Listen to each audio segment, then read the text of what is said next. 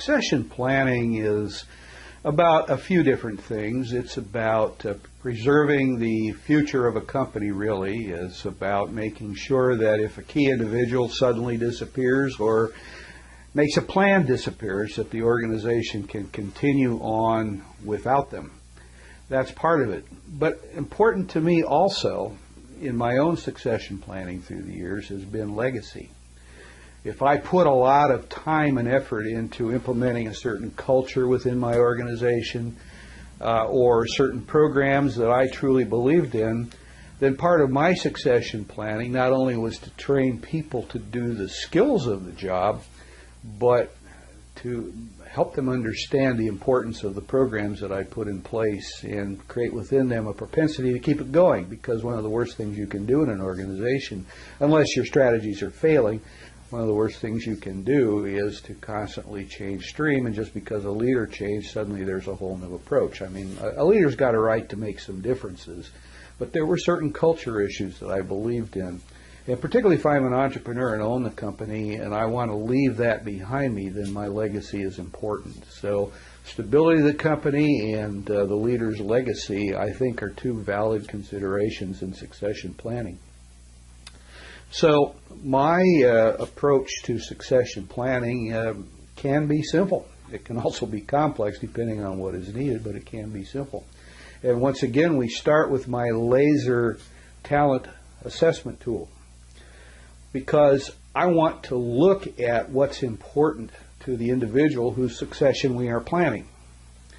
I want to know if they have been successful in their job and in their position. I want to know what makes them tick. So I like to look at the results of my talent assessment tool and identify the talents that they have.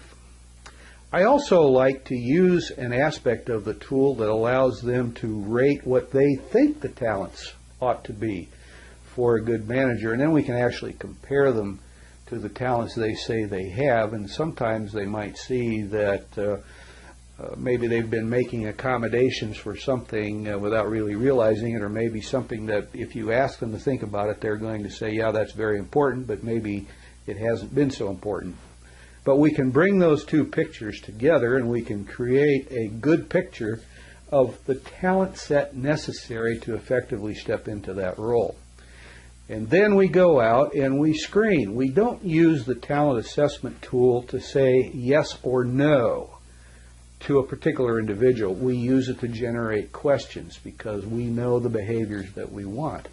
So if we want, for example, a take charge individual, and the talent assessment tool shows that that isn't one of the top talents of that particular individual, we want to take into consideration that the way the tool is constructed, the only thing we know for sure is that's not one of their number one talents. We don't know that it isn't in fact a fairly strong talent. We just know it isn't the strongest.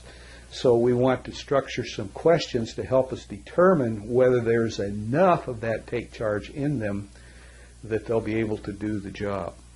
And once in a while we find that there is, but there are certain things that if the talent assessment tool discloses them, we probably shouldn't even think about trying to train an individual. For example, if we're looking to replace someone where it's important to keep a lot of balls bouncing in the air at the same time, that's called multitasking, I guess, and the talent assessment tool suggests that the individual is not a multitasker, we ought to really think seriously about whether that person is the right person for the job. And so obviously we're going to assess the talent of the individual, compare them to the needs that we have identified, and generate the questions for the interview process. And I think we'll end up with a much better choice. And I also like the fact that if we're not satisfied with just one person's opinion, I've built into my tool the capacity to have an individual rated by several other people so that we can develop a composite picture of the individual from several different perspectives. And then we plan the education needed, the training, the mentoring, develop a plan based on how much time we think it's going to take the individual. You see, a lot of succession planning probably begins with a look at experience and education. I like to start with the natural personality-based talents because, excuse me, I can train specific skills. I can train specific knowledge, but I can't train specific talents.